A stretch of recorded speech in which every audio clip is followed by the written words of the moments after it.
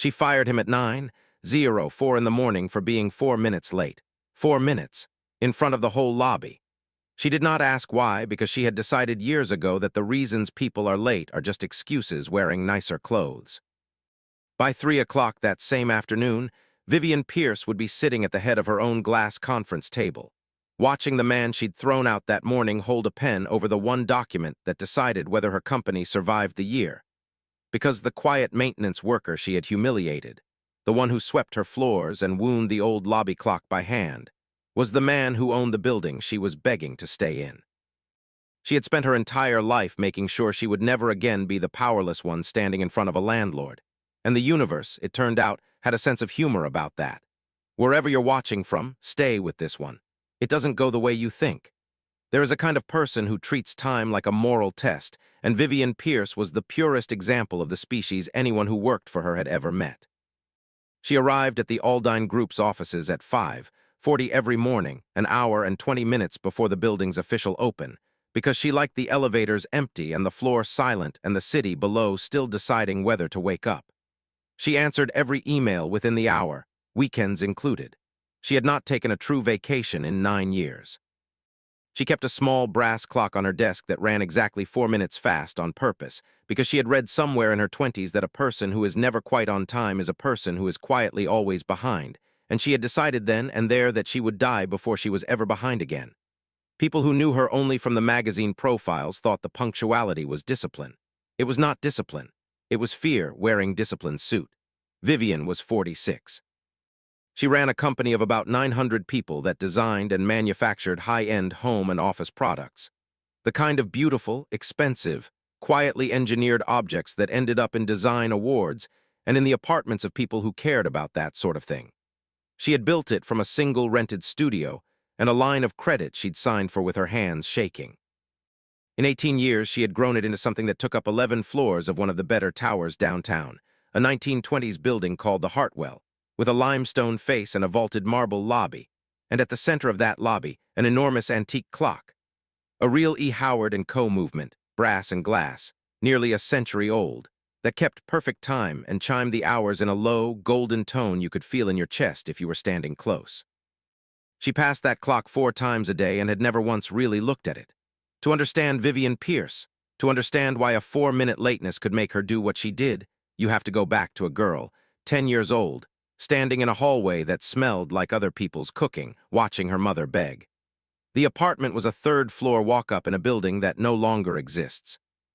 Vivian's father had left the year before, the way some men leave, all at once and without a forwarding address, and her mother had been holding the rent together with 2 jobs and a great deal of pride. Then one of the jobs let her go for being late twice in a month, because the bus that took her there had been cut to once an hour and she could not be in 2 places at once. And the rent came up short.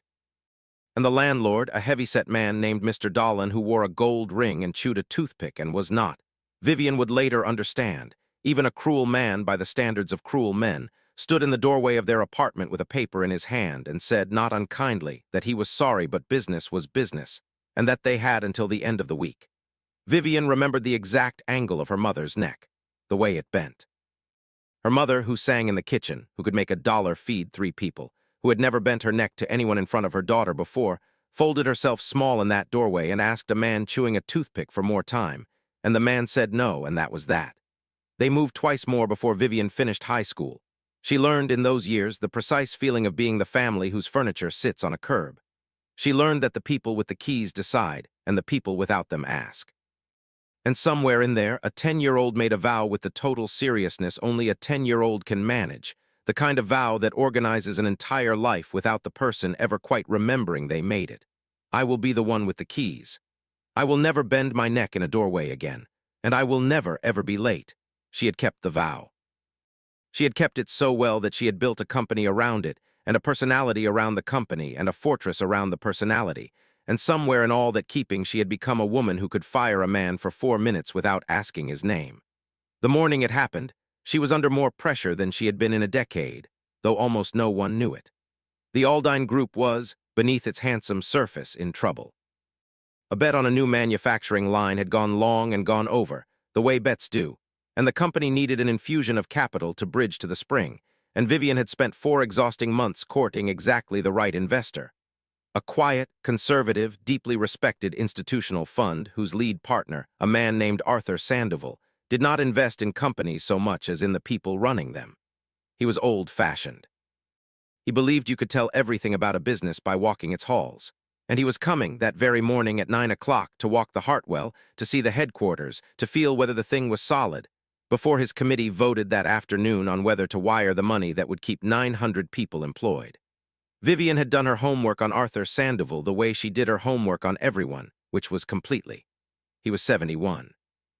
He had grown a small family fund into a quietly enormous one over 4 decades by doing the unfashionable thing of investing in character, and he was famous in the narrow world that knew him for a single habit: he toured. He did not trust pitch decks or projections. He had seen too many beautiful decks wrapped around rotten companies. He walked the halls. He talked to the receptionist and the loading dock crew as readily as the executives, and more than one founder had lost a Sandoval investment they thought was locked because of something the man overheard in a stairwell. You can't fake a culture for a stranger who's willing to look in the corners, he liked to say. The corners always tell the truth. Vivian knew all of this intellectually and had prepared the corners she expected him to look in. What she had not understood, what she was constitutionally unable to understand, until that very afternoon, was that the most important corner Arthur Sandoval would look in that day was not a corner she could stage. It was the way a powerful woman treated a maintenance man who had inconvenienced her at the worst possible moment. It was the one test she didn't know she was taking, administered by 2 different old men in 2 different rooms on the same impossible morning. One who held her funding and one who held her building, both of whom had spent long lives learning to read people in exactly the moment those people thought no one important was watching. She walked into that morning believing the meeting that mattered was at 4 o'clock. There were, in fact, 3 meetings that mattered that day, and she failed the first one in 90 seconds under a clock she'd never looked at, and only the mercy of the men running the other 2 gave her any chance at all to pass them. Everything had to be perfect. People who worked for Vivian Pierce would have told you, if you'd caught them somewhere she couldn't hear, that perfect was the only setting she had, and that living inside someone else's only setting is exhausting in a way that's hard to explain to people who haven't done it. She was not a screamer. That was the thing outsiders always got wrong. She never raised her voice, never threw things, never did any of the cartoon villainy that would have at least been honest. What she did was colder and more precise than that. She remembered everything. She forgot nothing. If you were 9 minutes into a meeting and unprepared, she would let you finish and thank you and then never quite trust you again, and you would feel the temperature of your whole career drop a degree, and there would be nothing you could point to, nothing you could appeal. She had a line she used in performance reviews that had become legend in the building, repeated in low voices by the soda machines. I don't pay for effort. Effort is what you owe yourself. I pay for results on time. She believed it completely. She had built a company on it. And it was true enough as far as it went, which was exactly as far as a thing can be true and still slowly poison everyone around it. There was a young designer named Priya who had been with Aldine for 3 years and was, by any measure, brilliant, and who had asked Vivian 8 months earlier for 2 weeks off to be with her father while he died. Vivian had granted it.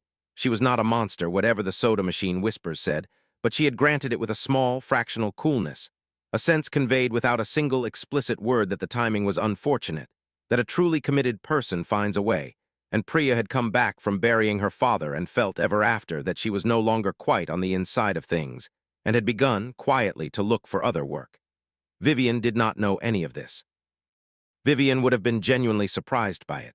That was the precise nature of the blindness, not malice, but an inability to see that other people's lives were as real and as load-bearing as her own, that behind every late arrival and every requested leave was a human being carrying something Vivian couldn't weigh, because she had spent 40 years refusing to weigh her own. The company itself was a more fragile thing than its handsome floors suggested. The new manufacturing line had been Vivian's bet, and it had been a good bet, the right bet, the kind of bet that would pay off handsomely in 18 months and was bleeding cash in the meantime in the way that all such bets do. She had not hidden it from the board exactly, but she had not advertised it either, because she had learned that boards smell fear the way dogs do and behave accordingly. So she had carried the weight of it mostly alone, the way she carried everything, and she had bet the bridge to the far side of it on Arthur Sandoval's fund, and she had not let herself fully feel how much was riding on a single old man's impression of a single morning, because feeling it would have made her hands shake, and Vivian Pierce did not allow her hands to shake. Not since she was 18 and signing for that first line of credit. Not ever again. So when the morning arrived, the morning, the one that mattered more than any morning in a decade, she came in at 5:40 as always, and she walked the showcase floor herself at 6, and she straightened a prototype that was already straight, and she stood at the high lobby windows watching the city wake and told herself, the way she'd told herself 10,000 times, that she had it handled, that she always had it handled, that a person who is never late is a person who is never caught off guard. And at 8:58, and at 8:58 with Arthur Sandoval already in the lobby admiring the marble, the executive elevator that ran up the private east shaft, the one Vivian intended to take her investor up in, the one that opened directly into the showcase floor, was sitting dark and dead with a small handwritten sign taped to its doors that read out of service, back by 9. The man who could turn it back on was 4 minutes away. His name was Eli Booker, and he had not been late to anything in 11 years. That was not an exaggeration, and the people who worked the early shift at the Hartwell would have sworn to it.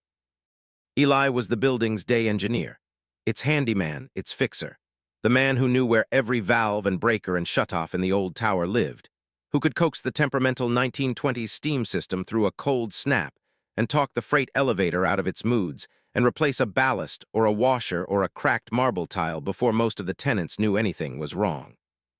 He wore gray work pants and a gray shirt with no name on it and a multi-tool on his belt, a Leatherman worn smooth at the pivot, and he moved through the building the way water moves through a house it has lived in for years, finding every channel without thinking.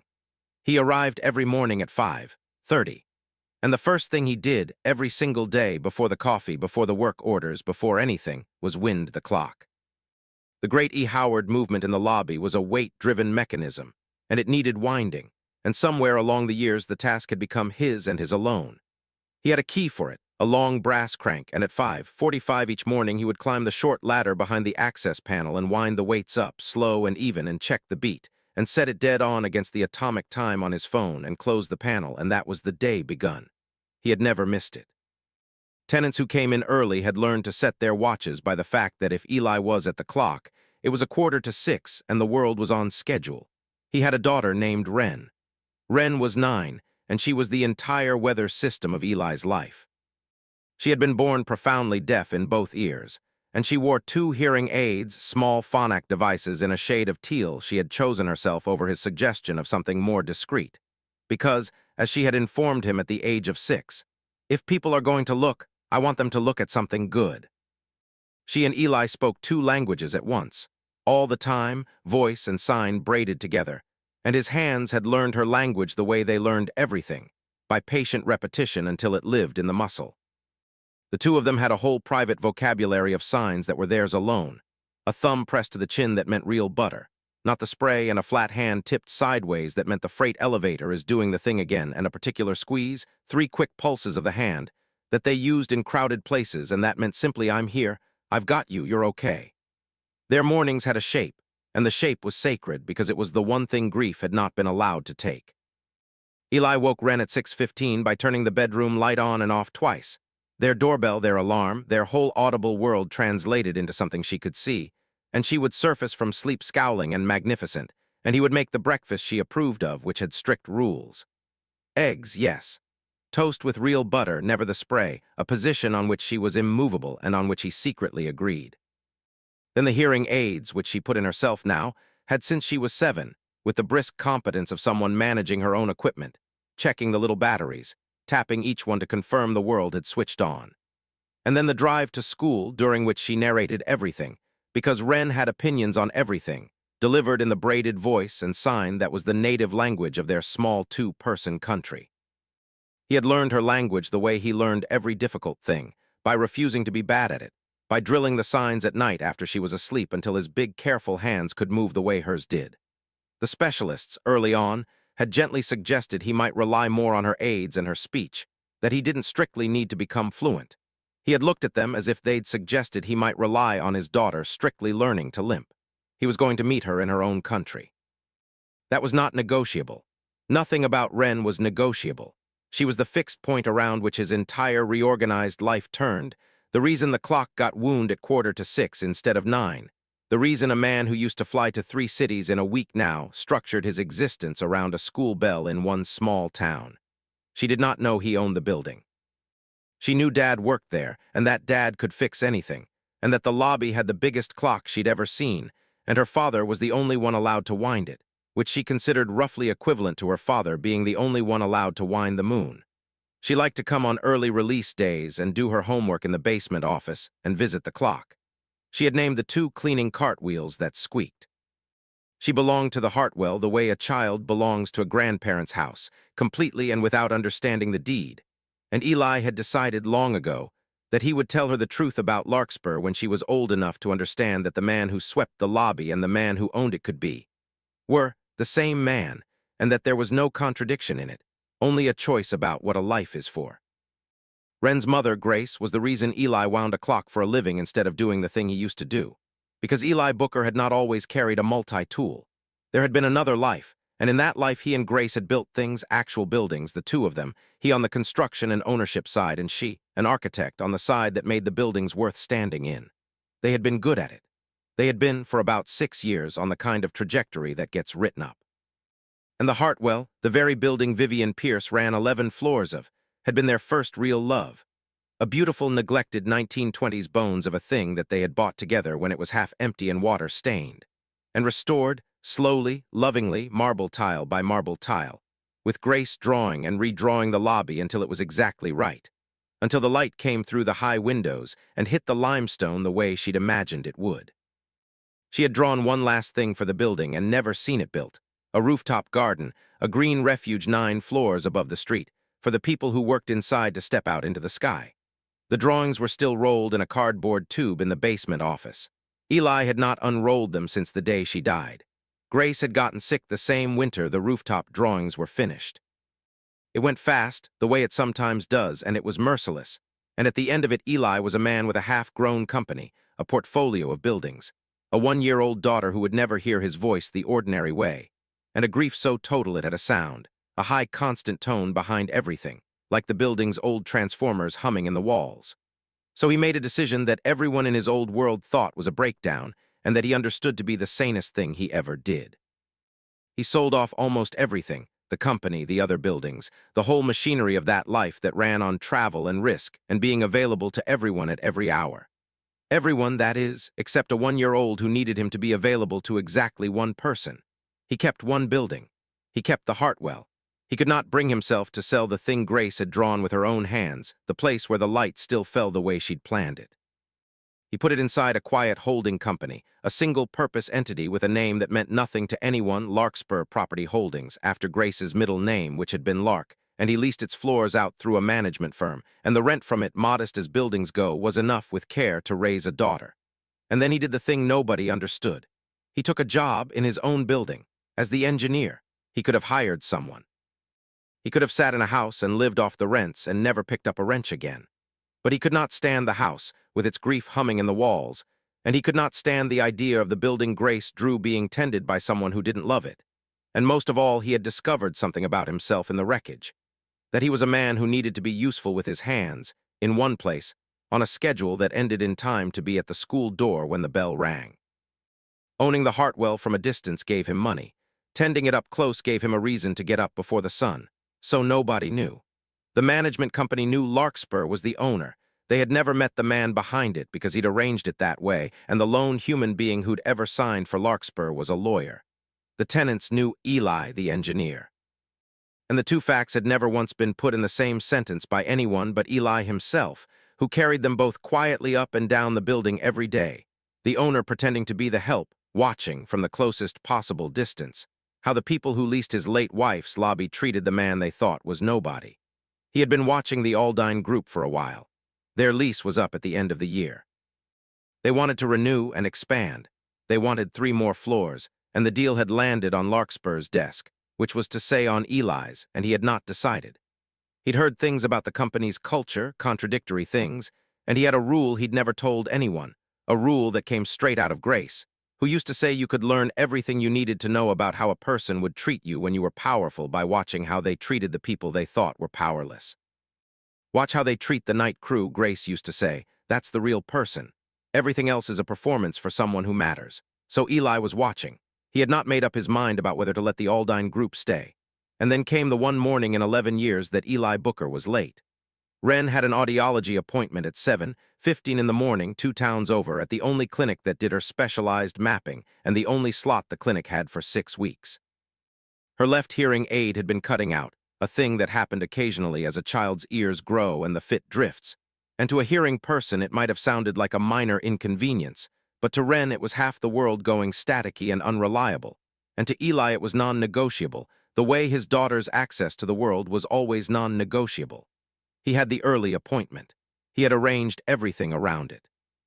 He had told his shift lead 2 days in advance that he'd be in by 8:30 instead of 5:30, had wound the clock the night before and left detailed notes, had covered every base a careful man covers.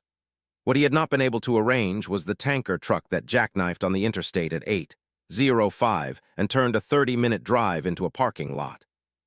He sat in the stopped traffic with Wren in the back seat, freshly mapped and delighted with her newly crisp left ear, narrating the radio to him in signs in the rearview mirror, and he watched the clock on the dash climb and felt the first genuine spike of stress he'd felt about work in years. He texted the building's front desk attendant at 8:40, stuck behind a wreck on 9. Wren's app ran into it. We'll be there ASAP by 9:05 latest. East elevators in the diagnostic cycle, if anybody needs it before I'm there, the resets in my notes on the desk, or just hold them 2 minutes, it'll clear itself. He'd hit send and gone back to signing with his daughter, because she was 9 and her world had just gotten clearer, and that was the actual important thing happening in that car. He did not know that the front desk attendant had stepped away from her phone. He did not know that Arthur Sandoval was admiring the marble. He did not know that the East elevator, sitting in its harmless automatic diagnostic cycle with its harmless little sign, was, for the next 4 minutes, the most important machine in Vivian Pierce's life. He dropped Wren at her school's late arrival door at 8:55, signed I'm here, I've got you 3 quick pulses into her hand, watched her go in and drove the last 8 minutes to the Hartwell and parked in the service bay and came up through the freight side at 9:03, moving fast, already reaching for the elevator reset notes, and walked into a lobby that had gone very quiet and very wrong. Vivian Pierce was standing at the dead East elevator. Arthur Sandoval was beside her, examining the marble with his hands clasped behind his back and the patient, neutral expression of a man taking everything in. A small cluster of Aldine executives hovered at a careful distance, and the out-of-service sign was still taped to the doors, and the showcase walkthrough, the whole carefully staged proof that the Aldine Group was a solid, well-run, dependable place, had been standing stalled in the lobby for 9 minutes with nowhere to go. Mr. Booker, Vivian said. Her voice was perfectly level, which everyone who knew her understood was the most dangerous register she had. How nice of you to join us. I'm sorry, Eli said, and he meant it, and he moved toward the elevator panel as he spoke because the fix was the apology that mattered. I texted ahead there's a wreck on the interstate. I had my daughter at a medical. I don't recall asking for a story. He stopped. He looked at her. He registered the investor, the executives, the staged quality of the morning, and he understood the situation fully in about 2 seconds, which was faster than most people would have, and he made a choice that was characteristic of him. He let the explanation go and reached for the work. Give me 90 seconds, he said quietly. I'll have it running. You'll have nothing running, Vivian said. You'll collect your things. The lobby went still. Even the E. Howard clock seemed for a beat to hold its breath. This building, Vivian said, and now she was not really speaking to Eli at all. She was performing the firing for Arthur Sandoval, demonstrating in real time the kind of person she was, the kind who did not tolerate slack, who ran a tight and serious shop. She was, though she did not know it, conducting the most expensive interview of her life and failing it line by line. This building runs on people doing what they said they'd do when they said they'd do it. I have built everything I have on that one principle. A man who cannot be where he is supposed to be when he is supposed to be there is a man I cannot use. There is always a reason. The reason never matters. The clock does not care about your reasons, and neither do I. She had no idea she was standing 40 feet from a clock that a man wound by hand every morning out of love. You're done here, she said. Today, now, thank you. Eli Booker looked at her for a long moment. He could have ended it right there. He had in the breast pocket of his gray work shirt, by sheer coincidence, a folded copy of a Larkspur document he'd been meaning to drop with the management office that afternoon. He could have taken it out and unfolded it and watched her face change. The temptation moved through him, brief and human and entirely understandable. He did not do it. partly because Ren was in his head. What kind of man are you raising me to be, in Grace's voice? And partly because he had just learned, in 90 brutal public seconds, the one thing he'd been trying for months to find out about the Aldine group, and the answer was now extremely clear, and there was no longer any reason to hurry. So he simply nodded once. He reached past her calmly and pressed the recessed reset on the elevator panel, because the staff and the investor and the tenants on the upper floors should not be punished for her, and because a thing left broken offended him more than she did, and the east elevator hummed and woke, and its doors slid open with a soft, polished chime, ready to carry her investor up to the showcase floor. "It'll run all day now," Eli said. "It just needed 2 minutes." And he turned and walked out of the marble lobby he owned, past the clock he had wound that did not care about anyone's reasons, and into the gray morning, an unemployed man with a daughter to feed and a folded document in his pocket that he had decided, for now, to leave folded. Vivian Pierce watched him go with grim satisfaction. Then she turned to Arthur Sandoval with a gracious smile and gestured to the open elevator. "Shall we? I apologize for the theater. As you can see, we don't let problems linger here." Arthur Sandoval looked at the open elevator. Then he looked for a long moment at the door the maintenance man had just walked out of. "No," he said mildly, "I can see that you don't." She did not hear the thing underneath it. She would. But not yet. Out on the sidewalk in the gray morning, Eli Booker stood for a minute and let his heart rate come down. He was not, despite the calm he'd worn in the lobby, untouched by it. Being humiliated in front of a crowd lands on a person no matter who they are, no matter what's folded in their pocket, and he felt the old hot shame of it move through him, and then slowly pass, the way weather passes when you've learned to wait it out. He thought about Ren, freshly mapped, narrating the radio in the rearview an hour ago, her left ear clear for the first time in weeks. He thought about how the reason had been her, the way the reason was always somebody's somebody, and how the woman under the clock had looked right through that and called it an excuse in a nicer coat. And he thought, standing there, that he had his answer about the Aldine group, and that the answer was no. Then he did a strange thing, a thing that surprised even him. He took out his phone, and he did not call his lawyer, and he did not call the management company to tell them to start packing the anchor tenant's lease into a drawer. He called nobody. He just stood there and he thought about Grace and about what Grace would say, which was the question he ran every important decision through, the way some people pray. "Watch how they treat the night crew," Grace would say. "That's the real person." He'd watched. He had his data. The case was closed. But Grace had said another thing, too, near the end, when she could still say things. She'd said that the trouble with being right about people is that it makes you lazy about them. That the easiest thing in the world is to decide what someone is and then stop looking. And that the bravest thing is to leave the door open a crack even after you've made up your mind, just in case the person you've decided about turns out to have a basement of their own. He'd loved her for saying it and he'd half forgotten it, and now on the sidewalk it came back. So he did not say no, not yet. He let his lawyer's office know he'd be taking the 3 o'clock meeting personally, the meeting that had already been on the calendar, the meeting Aldine didn't know was about them until that afternoon, and he went home. And he made himself lunch, and he sat with the folded document and the open question, and he decided to leave the door open a crack. Just in case. Just in case the woman under the clock had a doorway of her own she'd been routing her morning walk around for 36 years. It was, as it turned out, the most consequential crack he ever left in a door. The walkthrough went fine on the surface. Vivian gave Arthur Sandoval the tour she had rehearsed, the design floor with its prototypes under museum glass, the materials library, the quiet hum of 900 people making beautiful things, and Sandoval was courteous and attentive and asked good questions, and she left the meeting believing, with the confidence of someone who reads rooms for a living and had this once read it wrong, that the money was as good as wired. It was just before noon that the first crack appeared. Her chief financial officer, a careful man named Theo Vance, no relation to anyone, just a careful man, appeared in her office doorway holding a slim folder and wearing an expression she didn't like. The lease, he said, the Hartwell renewal. They needed it signed before the Sandoval committee voted at 4 because Sandoval's people had asked, that morning, almost as an afterthought, to see proof that the headquarters was secured for the next 10 years. It was standard diligence. No serious fund wired growth capital into a company that might have to move its entire operation in 11 months. They simply needed the executed lease, or at least a signed letter of intent from the landlord in hand by 4. "So get it signed," Vivian said. "We agreed to terms weeks ago." "That's the thing," Theo said. "We agreed to terms with the management company, but the management company doesn't have signature authority on a renewal plus expansion of this size. That goes to the owner." The actual owner. And the owner is, he checked the folder and entity, Larkspur Property Holdings, and the management company says the principal behind Larkspur has been, quote, reviewing the relationship and hasn't authorized the renewal yet. Vivian felt the first cold finger of something walk up her spine. Reviewing the relationship, she repeated. We're the anchor tenant. We've been here 11 years. We pay on the first of every month. What is there to review? I don't know. But they want a meeting. Today, the principal himself wants to meet in person before he'll sign anything. 3 o'clock, here in our conference room. He asked for it specifically.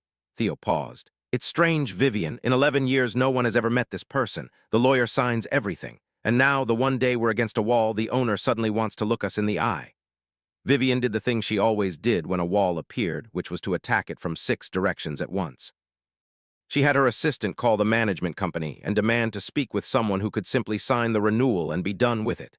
The management company, polite and immovable, explained again that they administered the property but did not own it, and that on a transaction of this size and length, the principal had reserved approval to himself, and had this very week exercised it. She had her general counsel pull the ownership records to find out who, in plain English, Larkspur Property Holdings actually was.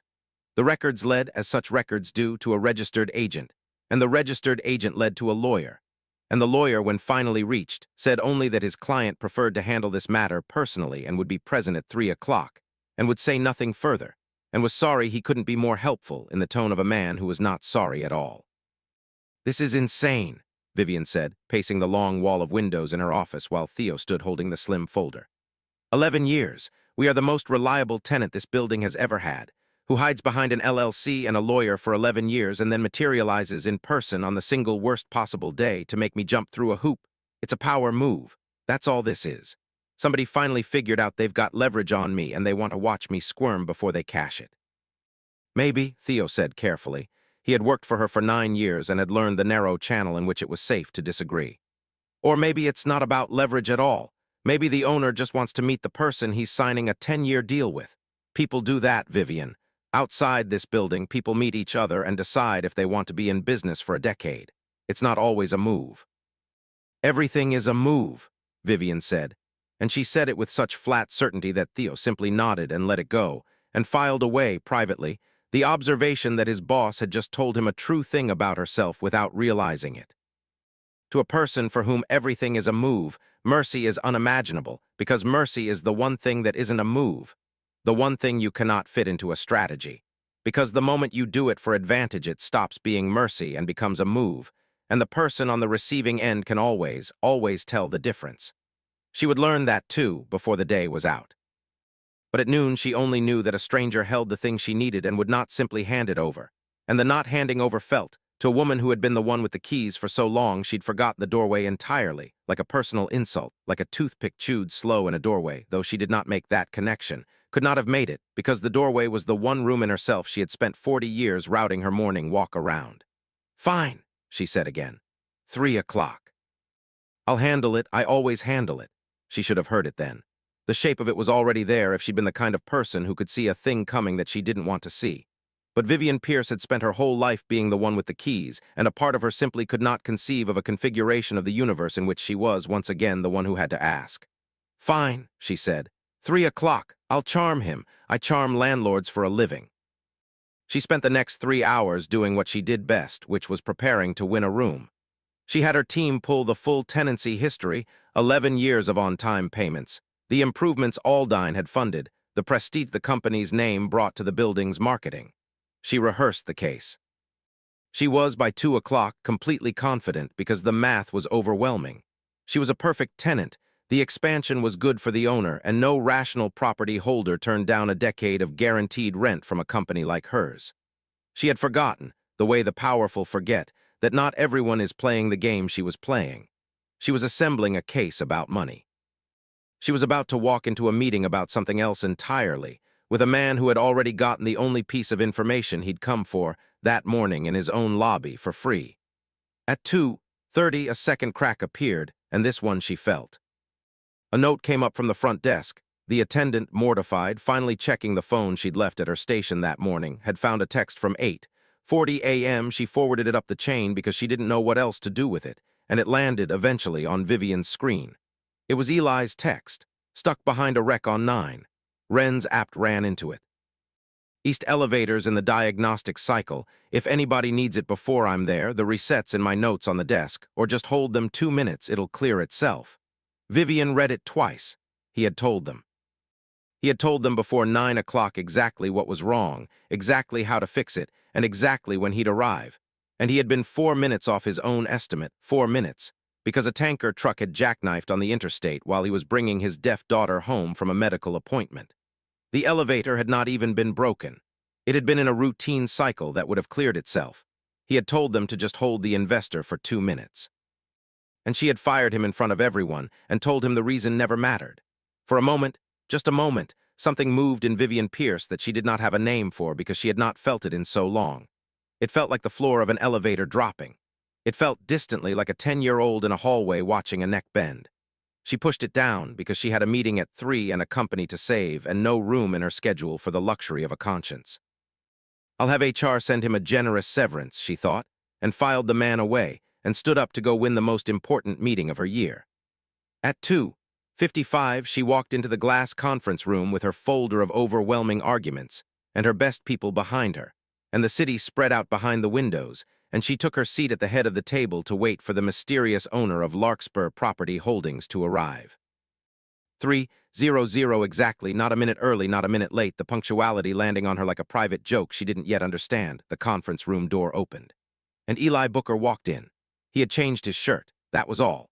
The gray work pants were the same, the worn Leatherman was gone from his belt, and so was the building's lanyard, and in place of the nameless gray work shirt he wore a plain collared shirt, clean pressed, the kind of shirt a careful man owns one of. He carried a single cardboard tube under one arm and a slim leather folder under the other. He looked exactly like himself, which is to say he looked like the man she had thrown out of her lobby 6 hours earlier, except that he was walking into her conference room as if he had every right in the world to be there. Because he did. Vivian Pierce stood up halfway out of her chair and then did not finish standing and then sat back down, and the folder of overwhelming arguments lay closed in front of her, suddenly weightless, suddenly absurd. Mr. Her voice did something it had not done in a meeting in 20 years, it caught. Booker? Ms. Pierce, Eli said, level, unhurried. Not cruel, that was the part that would stay with her, that there was no cruelty in it at all, which somehow made it worse than any cruelty could have been. He set the leather folder on the table, and then, with a kind of deliberate gentleness, the cardboard tube beside it. I think you've met me, but you haven't really, so let's do this properly. He sat down at the far end of the long glass table, directly across its length from her, the whole gleaming distance of it between them, and he folded his weathered hands, and the brass clock down in the lobby 9 floors below chose that moment to chime 3 o'clock, its low golden note rising faintly up the old building's bones and into the silent glass room. My name is Eli Booker, he said. I own Larkspur Property Holdings, which means I own this building. Which means, as of this morning, I'm the man you fired, and I'm also the only man on earth who can sign the paper you need by 4 o'clock to keep your company alive. He let that sit, not unkindly, the way you set down something heavy.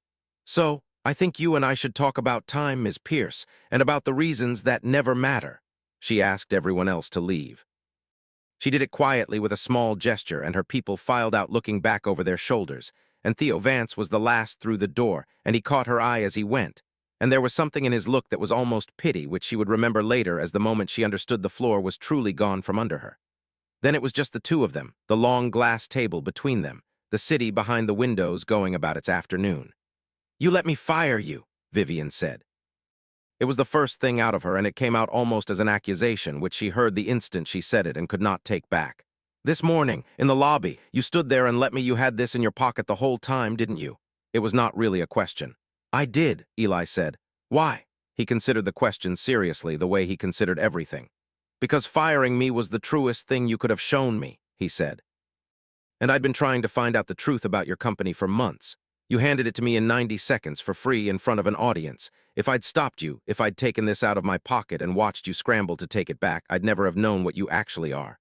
I'd only have known what you become when you find out who's holding the keys. He paused. I already know what people are like when they think I'm nobody. That's the only test I trust anymore. For a moment, Vivian tried to do the only thing she knew how to do in a losing room, which was to find the angle and take it. All right, she said, and she heard her own voice slide into the register she used on hostile boards, smooth and reasonable and faintly threatening. You've made your point. It was a humiliating morning, and I deserve some of that, but let's both be adults. You're a businessman, I'm a businessman. We have a deal that's good for both of us. Better for you than for me, frankly, the expansion alone, and we both have a 4 o'clock to make. So why don't we set the theater aside, you tell me what you actually want, I'll tell you whether I can give it to you, and we sign the paper and get on with our lives. Eli looked at her for a long moment, and something in his face was almost disappointed. But only almost, the way a teacher is almost disappointed by a wrong answer he expected. See, that's the thing, he said. You just did it again. You think I'm running an angle because you're always running an angle, so the only move you can picture across this table is to find out my price. And I'm telling you I don't have one. There's no number you can say that changes anything in this room because the thing I came up here to find out can't be bought, and you confirmed half of it just now by trying to buy it. He spread his weathered hands flat on the cold glass. I don't want a thing from you, Ms. Pierce. That's what you can't process. Everyone who's ever sat where you're sitting has wanted something from me or wanted me to want something from them, and I know the whole world runs on that. But I got off that train a long time ago, the winter I sold everything, and I'm not climbing back on it for a lease. So put the businessman away. He's no use to you in here. The only person who's any use to you in this room is the one you've kept locked in a basement for 36 years, and I'd like to talk to her if she's still down there. Vivian opened her mouth and closed it, and for the first time in the meeting she understood that there was no maneuver. No flank, no leverage, no angle. There was only the truth or the loss of everything, and the part that made her hands want to shake was that he'd built it so even the truth wouldn't guarantee the win. He'd already said the lease wasn't the test, which meant the only reason left to tell it was that it was true. He had taken away every motive except the real one. It was, she would decide much later, the single most ruthless act of kindness anyone had ever done to her. Vivian sat with that. She was a fast woman, a woman who always had the next line ready, and she had no line. My wife used to say it, Eli went on, and his voice changed slightly, went somewhere more careful. She said you can learn everything you need to know about a person by watching how they treat the people they think can't do anything for them. The night crew, the guy who winds the clock. A faint, sad smile. She said everything else is just a performance for someone who matters, so I stopped watching the performances. I went and got a job winding the clock. You own this building and you work here as the Vivian stopped. Why would you do that? And so he told her. Not all of it, not in that first hour, but enough. He told her about Grace, that they had built things together, that the Hartwell had been the first thing they ever loved, that she had drawn the lobby that Vivian walked through 4 times a day without seeing. He told her Grace had died, and that he had a daughter who had been 1 year old then and was 9 now, and that he had sold off an entire life because a 1-year-old needed exactly one thing in the world, and it was him, all of him, on a schedule that ended at the school bell. He told her he had kept this one building because he could not sell the place his wife's hands had drawn, and that he could not bear to own it from a distance and let strangers tend it, and so he had done the strange thing, the thing nobody understood, and become its keeper. I wind that clock every morning at 5:45, he said. I've wound it every morning for 11 years. 11 years, Ms. Pierce, and I have never once been late to it. Not once. My wife drew that lobby, and I am not going to let the clock in it run slow. He looked at her down the length of the table. And this morning, the one morning in 11 years I was late to anything, you stood under that clock and told me the reason never matters. You fired a man for being 4 minutes late in the building he owns, 40 feet from the clock he winds by hand out of love, and you told him the reason never matters. He was not raising his voice. He never once raised his voice. That was the thing that undid her. The reason was my daughter, he said simply. The reason is always somebody's daughter. That's the part you've never understood, I think, and it's cost you more than you know. You built a whole life on a clock because somewhere once a clock cost you something. I'd put money on it. People don't get that hard about time for no reason. He watched her face do something it had not done in front of another human being in 3 decades. I'm not guessing to be cruel. I'm guessing because I know what carrying a thing for 40 years looks like. I see it in the mirror. Vivian Pierce, who had not cried in front of anyone since she was a girl in a hallway that smelled like other people's cooking, felt her eyes sting and turned her face to the window and fought it and mostly won and hated that she'd had to fight it at all. What do you want? She said to the glass. You want me to beg, is that it? You want the woman with the keys to find out how it feels. Her voice was bitter, but it was shaking, and the shake gave away everything the bitterness was trying to hide. Fine, congratulations, it feels exactly like I always knew it would. There was a long silence. No, Eli said gently. I don't want you to beg. I've watched people beg.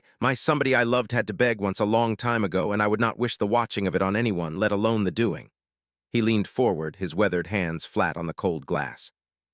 I don't want anything from you that you'd give me out of fear. That's the whole point. That's the entire point of everything I just told you. Things people give you because you're holding the keys aren't worth having. I learned that the hard way, and I'm not going to forget it just because the keys are in my hand now instead of yours.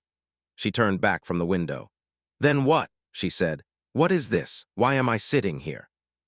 Because I haven't decided, Eli said, whether to let your company stay in my wife's building. And before I decide, I wanted to sit across a table from you as myself and find out if the person who fired a stranger this morning is the only person you are, or if there's somebody else in there too. He tilted his head slightly, and there was nothing cruel in it, only a kind of grave, patient curiosity. Your investor votes at 4. It's 3:40. You've got 20 minutes to show me which one you are. And I'll tell you right now, the case in that folder you brought, the 11 years of on-time rent, the prestige, the expansion math, I don't care about a word of it. So you can leave that closed. That's a performance for somebody who matters. I'm asking about the night crew. What do you say when you have 20 minutes and a lifetime's worth of armor and a man across the table who has just told you that none of the armor counts? For the first several of those minutes, Vivian said the wrong things. She couldn't help it. It was muscle. She tried once to pivot to the math anyway, to make the rational case, and Eli just looked at her and waited, and she heard herself doing it and stopped. She tried once to get angry, to tell him this was a manipulation, that no serious businessman decides a commercial lease on a feeling. And he agreed with her mildly, that it was not how serious businessmen decided things, and that this was rather the point, and that he had stopped being a serious businessman the winter his wife died and had no plans to start again. And then somewhere around 3:48, with the brass clock's quarter hour about to chime below them and her company's life measured now in minutes, Vivian Pierce did the thing she had not done in front of another adult in 36 years. She told the truth. I was 10, she said. She did not look at him while she said it. She looked at her own hands. We got evicted. My father had left, and my mother lost a job for being late twice because they cut her bus route and she couldn't be in 2 places at once, and the rent came up short. And a man named Mr. Dalan stood in our doorway chewing a toothpick and told her business was business and we had until Friday. And my mother, her voice thinned, my mother bent her neck to him, in front of me. She folded herself up small and she asked a man with a gold ring for more time and he said no, and I watched her do it, and I decided I would die before I'd ever be the one in that doorway again. The clock chimed the quarter hour far below. So I became the one with the keys, she said, and I got very, very good at it. And somewhere in there I turned into a woman who could fire a man for 4 minutes and tell him the reason doesn't matter. And the truth, the real truth, the one I've never said out loud, is that I knew the reason mattered. I always know. I knew this morning when I read your text at 2:30 that I'd done something. She made herself find the accurate word, the way Grace's husband would surely have demanded if he'd been the one asking, something cruel. To a man whose only crime was being 4 minutes behind a tanker truck with his sick child in the car. I knew. And I filed you under severance and went to my next meeting because that's what I do. I file the people I hurt and I keep moving because if I ever stopped moving I'd have to feel the whole. She stopped. The whole thing, the doorway, my mother's neck, all of it. She looked up at him, finally, and her eyes were wet and furious and astonished at themselves. I have run a company for 18 years, she said, and I have never told a single person what I just told you. I don't know why I told you, except that you said it was the only test you trust, and I find that I want to pass it. Not to save the company. I mean, yes, to save the company. I'm not going to pretend I'm a saint. There are 900 people. But that's not, she pressed the heel of her hand against one eye hard briefly. I want to pass it because somewhere under all of this I am still the kid who knows exactly what it costs to be the one in the doorway, and I became the thing I hated, and you are the first person in 30 years to make me stand in a room and look at that. Eli Booker was quiet for a long moment. There she is, he said softly, not triumphant, almost kind. That's who I came up here to find out about. The clock down below began faintly to gather itself toward 4. I'm going to tell you something Grace used to say, Eli said, and then I'm going to make a phone call. She used to say that being on time isn't a virtue, it's just a habit. The virtue is mercy, knowing the difference between a person who doesn't respect your time and a person whose kid was sick. Punctual people who can't tell those two apart aren't disciplined, Ms. Pierce. They're just afraid, and they've dressed the fear up as a principle so they never have to take it off. He stood and picked up his phone.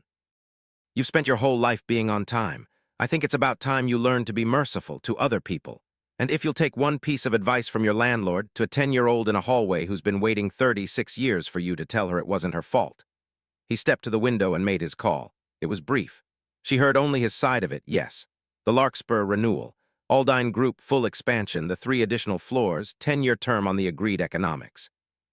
You can send the letter of intent to their CFO right now. My signature's authorized, the executed lease to follow this week. Yes, today, now is fine, he hung up. It's done, he said. Your CFO will have a signed letter of intent in his inbox in 5 minutes. You'll make your 4 o'clock with 11 to spare. He paused. I was always going to sign it, by the way. I decided about 2 minutes ago when you talked about your mother's neck, not before. I want you to know that the signing wasn't the test and it wasn't the reward.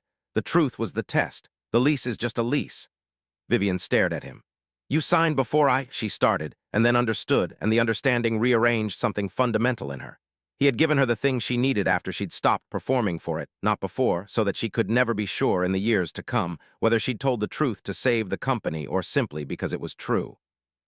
He had built the moment so that the only clean version of it was the honest one. Why? She said. Why would you do that for me, after this morning? Because somebody did it for me once, Eli said simply.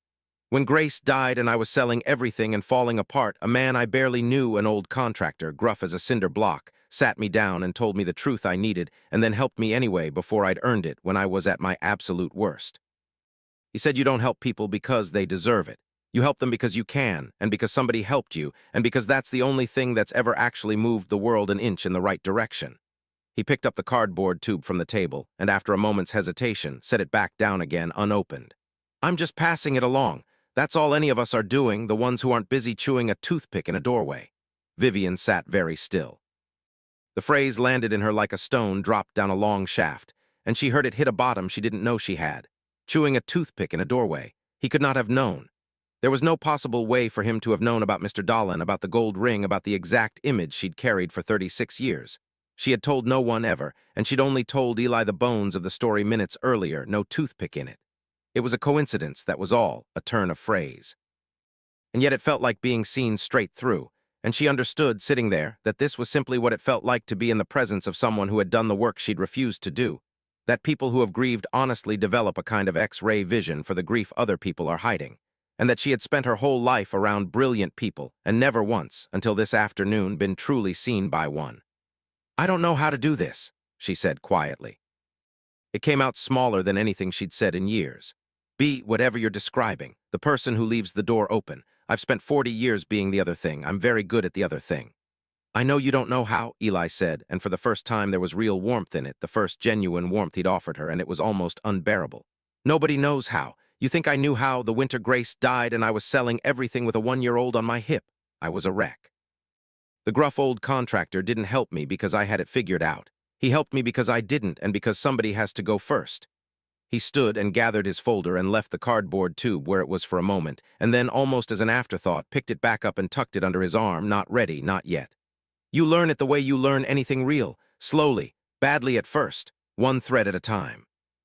And you start, he nodded toward the window, toward the city, toward the 9 floors of his late wife's building humming with people below them, by going downstairs and finding out where the heat comes from.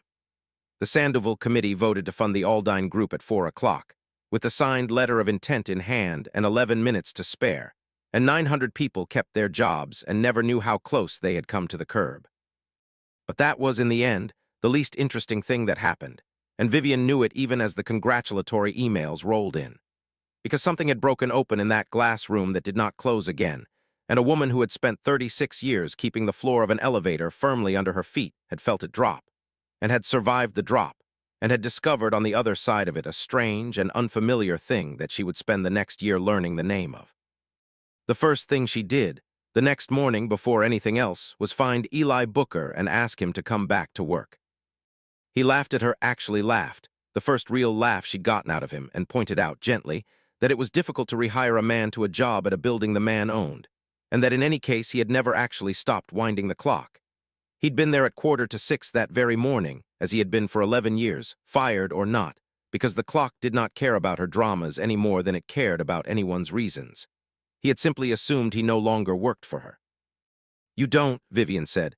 You never did, apparently, but I'd like, and here she had to push the words out past every instinct she owned, I'd like to learn how you do it, the building, the way you know it. I've run 11 floors of it for 11 years, and I realized last night that I have never once been below the lobby. I don't know where the heat comes from. I don't know how the water gets up to my office. I fired the man who keeps all of it alive, and I couldn't have told you a single thing he does. She paused. Grace's husband said you can tell everything about a person by how they treat the people they think can't do anything for them. I'd like to stop being a person you'd warn your daughter about. I don't know how to start except to go down to the basement and learn where the heat comes from. So Eli took her down to the basement. It became, improbably, a thing. Not every day she ran a company. He ran a building and a household, but often enough. She would come down on a quiet morning, and he would show her the old steam plant, the freight elevator's moods, the panel where the whole tower's nervous system met. And she found, to her genuine surprise, that she loved it. That there was a deep, unfamiliar satisfaction in understanding how a real physical thing actually worked, in being useful with her hands at something that had nothing to do with keys or power or being on time. She was terrible at it at first and got better slowly, and Eli was a patient teacher in the flat, unhurried way he did everything. And the building that she had occupied for 11 years became, for the first time, a place she actually knew. There was one morning that winter she would come back to often. The heat had failed on the 4th floor overnight, an old steam trap, Eli said, the kind of thing that had been failing in that building since before either of them was born. And she had come down at 6 to find him already half inside an access tunnel with a flashlight in his teeth.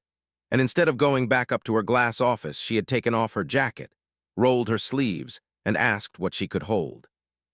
He'd looked at her for a second, surprised, and then handed her the light and talked her through it. And for 40 minutes the chief executive of the Aldine Group lay on cold concrete in a steam tunnel beneath her own headquarters, holding a flashlight steady for a man she'd fired, learning the difference between a steam trap that's tired and one that's dead. And she could not remember the last time she had been so completely, simply happy. There was no clock down there. There was nothing to be on time for. There was only a problem and 2 pairs of hands and the slow satisfaction of making a real thing work again. You're not bad at this, Eli said when the heat came back on and they heard the radiators upstairs begin to tick and warm. I'm a fast learner, Vivian said. It's the only thing I've ever been sure I'm good at. No, Eli said, considering it. You're good at a lot of things. You're just only sure about the one that doesn't require you to be soft. He wiped his hands on a rag and handed her one. Soft's a skill too. You can learn it. You're learning it. A pause. Wren likes you, by the way. She told me. That's not nothing. She's a better judge of people than I am, and she does not hand it out. Word of the change moved through the Hartwell the slow way real change moves, not in an announcement but in 100 small recalibrations. People noticed that the CEO of the anchor tenant now knew the engineer's name, and the front desk attendant's name, and the name of the woman who ran the loading dock, and used them. They noticed she'd started coming in through the freight side some mornings, that she'd been seen carrying a coffee down to the basement, that the temperature of the whole building had come up a degree in a way no thermostat could account for.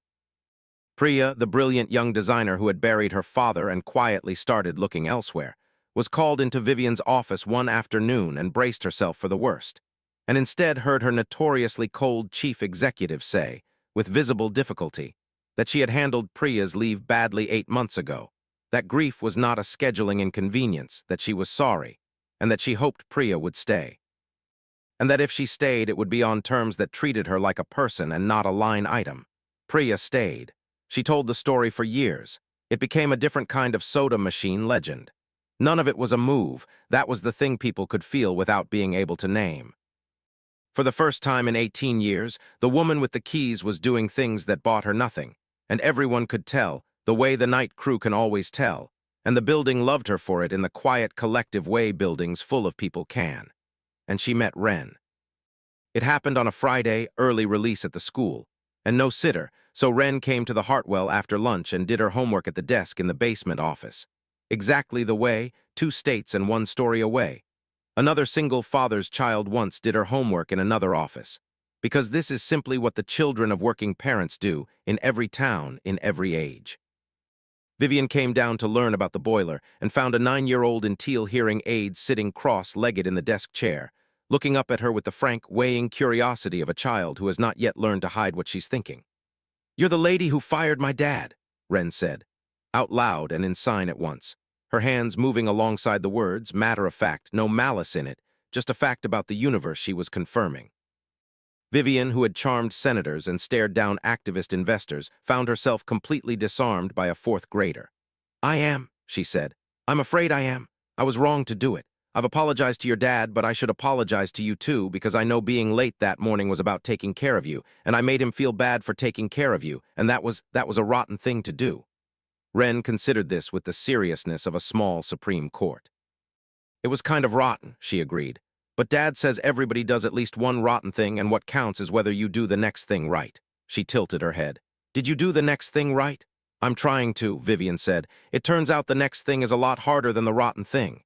Yeah, Ren said with the weary wisdom of 9. It always is.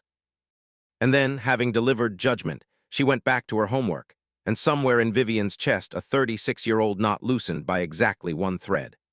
The thing about a knot that has been tied for 36 years is that it does not come loose all at once, and anyone who tells you otherwise has never carried one.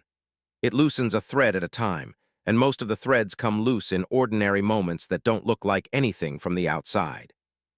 A Tuesday when she let a meeting run long because the person presenting had a sick toddler at home and a shaking voice. And she heard the shake, and instead of filing it, said, "Gently, go home. We'll do this tomorrow. Your kid needs you more than this slide does," and watched the person look at her as if she'd grown a second head, because the Vivian Pierce they knew did not say such things. A Thursday when she caught herself about to deliver the famous line, "I don't pay for effort," and stopped, and didn't, and felt the absence of it like a missing tooth her tongue kept finding. A Saturday she did not work, the first in longer than she could remember, because Ren had a school thing, a science fair, and had asked, through her father, almost shyly, whether the building lady wanted to come see her project on how sound travels differently through different materials, which Ren had a personal stake in understanding, and Vivian had gone and stood in a loud gymnasium full of other people's families, and watched a deaf 9-year-old explain vibration to a row of bored judges with such fierce clarity that one of them forgot to be bored, and had felt her eyes sting for the second time that year in public over a child who was not hers and had not minded. She realized somewhere in there, becoming a person she would have had no patience for a year earlier. Slower, softer, more easily moved. A worse machine and a better human, and the trade, which she had spent her whole life refusing to make because she'd been certain it was a trade you lost, turned out to be the only trade that had ever made her richer. She still ran the company hard. The company, freshly funded, was thriving. She had not gone soft in the way her younger self would have feared, had not lost the edge that built the thing. She had simply learned where the edge belonged and where it didn't, which is a distinction the cruel never make and the wise spend their lives refining. The edge was for the work. It was never supposed to be for the people. She'd had it backwards for 36 years, and a man who wound a clock had turned it the right way around in an afternoon, and then stood patiently by for a year while she practiced. Eli, watching from the doorway with 2 cups of coffee, said nothing, but he handed her one of the cups, which she would understand only later was the closest thing to forgiveness he knew how to give, not words, but the small wordless act of including someone in the ordinary business of the day. She learned the private language slowly that winter. She learned the sign for real butter, not the spray, and embarrassed herself using it wrong, to Ren's delight. She learned the 3 quick pulses, "I'm here, I've got you, you're okay," though she did not learn what it meant until she saw Eli press it into Ren's hand in a crowded elevator one day, and asked, and Eli told her, and she had to look at the floor for a moment. She thought about how no one had ever pressed anything into her hand in a crowded place when she was 9. How she'd learned instead that there was no hand coming, that the only thing to do with fear was to grip the keys tighter. She wondered what kind of woman she'd have become if someone had taught her the 3 pulses early enough. It was not too late to learn them, it turned out. That was the thing nobody tells you. It is almost never as late as the clock says it is. The rooftop drawings stayed in their tube until the following spring. Vivian found them by accident, a long cardboard tube in the basement office, soft and furred at the ends with age, with Lark written on it in a hand that wasn't Eli's. She did not open it. She had learned that much. She had learned that some things belonged to the person who rolled them up and to no one else. But she asked. Eli was quiet for a long time when she asked. Then he said that they were graces, the last thing she ever drew, a garden for the roof of the building, a green place 9 floors up where the people who worked inside could step out into the sky and remember they were alive. He said he had never built it. He said he had never even unrolled it in 11 years, because unrolling it meant looking at the last thing her hands had made and admitting she would never make another, and he had not in 11 years been able to do that. He said it the way he said everything, plainly, without performing the grief, which was how she had come to understand that his grief was the realest thing about him, too real to perform. She did not push. She let it lie. The unopened tube was his and his alone, and some doors a person has to walk through in their own time or not at all. But she did one thing. She had it built. Not from the drawings, she never opened the tube, never saw them, did it entirely without them. But from the idea, the bare beautiful idea of a green place on the roof for the people who worked inside, which Eli had described to her in a single sentence in a basement. She used her own money, quietly, the way Eli did things, and she hired good people. And she did not tell him until it was nearly done. And when she finally took him up in the freight elevator, he loved and slid open the doors onto a rooftop full of raised beds and climbing vines and benches, facing the city and good light, falling exactly the way the high windows in the lobby fell. Eli Booker stood very still for a long time. "It's not hers," Vivian said quickly, suddenly afraid she'd done something unforgivable. "I never opened the tube. I didn't want to copy hers that felt wrong. That's hers. It's just the idea. The idea was too good to leave rolled up in a basement. I thought the people downstairs deserved somewhere to step into the sky. That's all. If it's wrong, I'll have it taken out. I'll stop," Eli said. His voice was rough. He walked out among the raised beds, slow, his hand trailing over the edge of a planter, and he stood at the rail and looked out at the city his late wife had wanted the night crew to be able to see. And Wren, who was 9.5 now and who had been let in on the secret, and who had been waiting all morning for this, came and stood beside him and pressed 3 quick pulses into his hand. "I'm here. I've got you. You're okay." And Eli Booker, who did not perform his grief, who had wound a clock through 11 years of it without missing a single morning, put his arm around his daughter on the rooftop garden, a stranger had built from his wife's idea, and let himself, for a little while, not be okay, which is its own kind of being okay, the truest kind, the kind that only happens when you are finally somewhere safe enough to set the weight down. It was a long time before he spoke.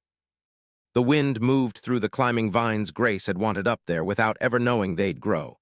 The city laid itself out below in the clear spring light. Somewhere a floor down, the radiators ticked and the freight elevator waited patient in its shaft. Wren leaned into her father's side and watched his face with the careful attention of a child who has learned to read weather.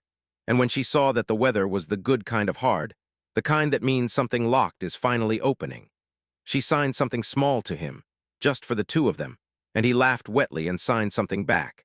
And Vivian, who had learned enough of the language by then to catch the edges of it, looked away to give them the privacy of it, and caught only the last of what Wren said. It was the sign for Mom, made gently, made without grief, made the way you say the name of someone who is simply, permanently part of the family. "She'd have hated the bench placement," Eli said finally, his voice rough but steadier, looking at the benches Vivian had set facing the skyline. "She'd have moved every one of them 6 inches and been right about it." He wiped his face with the heel of his hand, unembarrassed, the way he did everything. "She'd have loved that you built it without looking at hers. That you made your own. She had no patience for copies. She used to say a copy is just a compliment that ran out of nerve." He turned to Vivian, and the look he gave her was one she would keep. "You didn't run out of nerve. Took you 40 years to find it, but you didn't run out." Vivian stepped back and gave them the roof. She had learned that, too. When to be in the room and when to step out of it. The difference between presence and intrusion, a distinction she had never needed to know when she was only ever a person with keys. If you ask Vivian Pierce now what she learned, and people do ask, because some version of the story got out, the way stories do, softened and bent and missing all the parts that mattered, she will tell you it was not about the building, and it was not about the deal, and it was certainly not the lesson the headlines drew, which was something smug about karma and humility that missed the whole point. She will tell you it was about the clock. She still keeps the little brass clock on her desk, the one that runs 4 minutes fast. She has not changed it. She likes the reminder of who she was. But she had a second thing added to her morning, a thing that costs her 15 minutes she used to consider unaffordable. At 5:45 every morning, when she comes in early to the empty building she now knows from the basement up, she stops in the marble lobby, where the light comes through the high windows the way a woman she never met designed it to. And she watches Eli Booker climb the short ladder behind the access panel and wind the great E. Howard clock by hand, slow and even, the way he has every morning for going on 12 years. Some mornings Wren is there, doing homework on the lobby bench before school, signing something to her father across the room. Some mornings it's just the two of them, Vivian and Eli, not talking, the way people who have stopped needing to fill the air don't talk. And every morning when the weights are wound and the beat is checked and the panel is closed, the clock chimes the quarter hour in its low golden tone, and Vivian Pierce, who built an empire so that she would never again be the powerless one in a doorway, stands in a lobby she does not technically own, beside a man who quietly owns everything around her, and feels something she spent 40 years making sure she would never have to feel, which is safe. She thinks on those mornings about the things she got wrong. About a man 4 minutes late with a sick child in the car, and a CEO who told him the reason never mattered. About her mother's neck bending in a doorway, and a 10-year-old who promised herself the wrong lesson, that the answer to powerlessness was power, when the answer, it turns out, was mercy all along. That the cure for the doorway was never to become the one chewing the toothpick, but to be the kind of person who holds the door open and says, "Take whatever time you need." She thinks about how close she came to never learning it, how the whole of her second life turned on 4 minutes and a jackknife truck and a folded paper a wronged man chose, out of a mercy she had not earned, to leave folded. How the most important door she ever walked through was one she'd tried to slam in someone else's face, and how it opened anyway from the other side, by the hand of the very man she'd shut out.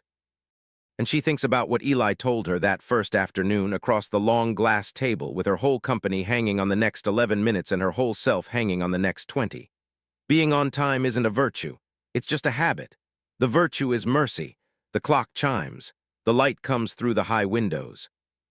A man winds the weights up for another day, and a girl in teal hearing aids waves across the lobby, and the woman with all the keys stands among the people she once couldn't see and is, at last, no longer behind. She made the 4 o'clock. She had 11 minutes to spare. She has, it turns out, all the time in the world.